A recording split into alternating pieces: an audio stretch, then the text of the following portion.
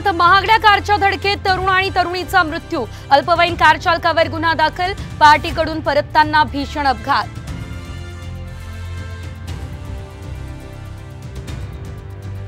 दोन 2004 मध्ये छगन भुजबळ यांना मुख्यमंत्री केलं असतं तर पक्षफुटीची भीती होती। शरद पवार यांचा मोठा गौप्यस्फोट। पवारांसोबत गेलो नसतो तर मुख्यमंत्री झालो असतो। भुजबळांचा पलटवार।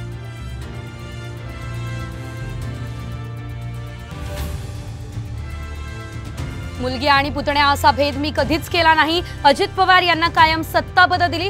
शरद पवार यांनी दादांना सुनावलं।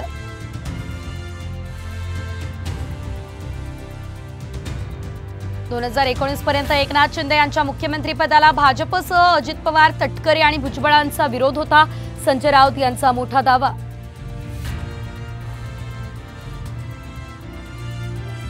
मूळ व्याधीच्या डॉक्टरकडून विनापरवाना 3 वर्षांपासून सुरू होते अवैध गर्भपात। संभाजीनगरमधील धक्कादायक प्रकार।